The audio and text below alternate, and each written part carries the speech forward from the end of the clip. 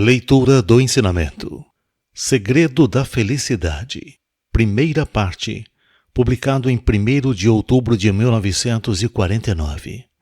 Quando eu falo em segredo da felicidade, as pessoas podem pensar que seja preciso recorrer a algum tipo de mágica, mas não é nada disso. É algo extremamente simples. Ainda assim, as pessoas não conseguem percebê-lo. Neste momento, ao observarmos a sociedade, quantas pessoas verdadeiramente felizes podemos encontrar? Talvez nenhuma. Isso mostra que o mundo está efetivamente cheio de sofrimento. O fato é que ninguém está livre de fracassos, desemprego, doenças, pobreza, conflito, descrença e pessimismo. A realidade é que as pessoas estão sofrendo como se estivessem acorrentadas em uma prisão. Qualquer um que faça uma reflexão mais aprofundada irá deparar-se com a seguinte dúvida: se foi Deus, Criador do Universo, que criou o ser humano, por que o faz padecer tanto? Por que será que não faz deste mundo um local com mais felicidade do que com infelicidade? Como essas interrogações permanecem sem respostas, vou tecer comentários a respeito. O bem e o mal existem desde a era primitiva, quando surgiu a espécie humana. Esta é uma verdade. Dessa maneira, o bem e o mal, de natureza antagônica, vivem em atrito e lutas constantes, sem jamais um predominar definitivamente sobre o outro. Ainda assim, pensando bem, foi em consequência do atrito entre ambos que a civilização atingiu o progresso atual, o que também é uma verdade. Muitos já me perguntaram: se Deus é amor e compaixão, não consigo entender por que permitiu ao ser humano praticar o mal e pecar, para depois castigá-lo no juízo final. Se desde o início ele não criasse pessoas más, não haveria necessidade de julgá-las ou castigá-las. Não é verdade? Parecem-me observações que fazem muito sentido e eu penso da mesma forma. Se eu tivesse criado o ser humano, poderia explicar facilmente. Uma vez que sou apenas uma existência criada, é óbvio que não consigo dar uma explicação definitiva. Se, mesmo assim, eu tiver que oferecer algum esclarecimento a esse respeito, necessitarei recorrer à imaginação para tentar explicar a vontade de Deus. Portanto, vou deixar essa tarefa para quem tem tempo livre. O que importa para nós é a realidade, é ser feliz durante esta vida. Assim, antes de mais nada, o essencial é descobrir o método para alcançar a felicidade e praticá-lo. Como sempre venho afirmando, esse método consiste basicamente em fazermos os outros felizes. Existe uma excelente prática que venho adotando há muitos anos, com resultados maravilhosos. Foi com o desejo de ensiná-la que redigi o presente texto.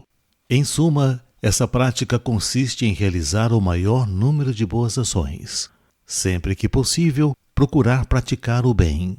Por exemplo, propiciar alegria ao próximo. Pensando no bem-estar da sociedade, a esposa deve colaborar para que o marido possa trabalhar feliz e o marido, por sua vez, deve ser amável e procurar dar-lhe alegria e tranquilidade. É natural que os pais amem os filhos, mas devem fazer mais do que isso. Precisam utilizar-se da inteligência superior, pensar no futuro deles. E, sem ser opressores, fazer com que sintam prazer nos estudos e autêntica admiração e respeito pelos pais.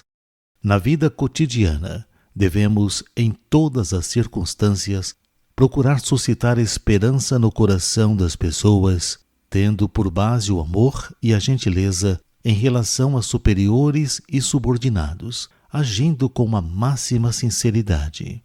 Aos políticos, cabe deixar de lado seus interesses pessoais e, colocando a felicidade dos cidadãos acima de tudo, tornar-se em todos os aspectos pessoas exemplares. O povo também deve esforçar-se o máximo para praticar boas ações, utilizando a inteligência. Assim, aqueles que praticarem grande quantidade de boas ações, com certeza serão felizes. Já imaginaram que sociedade e que nação surgiriam se todas as pessoas se unissem para praticar o bem? Evidentemente, essa nação seria um modelo para o mundo e alvo do respeito universal. Consequentemente, sem sombra de dúvida, desapareceriam todos os problemas. Surgiria o paraíso terrestre proclamado por nós, isento de doença, pobreza e conflito, e a felicidade das pessoas seria incalculável. No entanto, qual é a realidade do mundo atual? Ao contrário daquilo que acabamos de apresentar, por toda a parte existem pessoas empenhando-se na prática do mal, mentindo, enganando e pensando sempre nos próprios interesses. Não seria exagero dizer que é uma sociedade de pessoas más. Assim, a felicidade mantém-se muito distante. E o pior é que, considerando normal um mundo infernal como esse, nem sequer pensam em reforma ou em algo do gênero. Além do mais, existe até quem atrapalhe nosso trabalho de transformar este mundo de sofrimento em paraíso. Essas pessoas se tornam infelizes por escolha própria, caindo em sofrimentos infernais.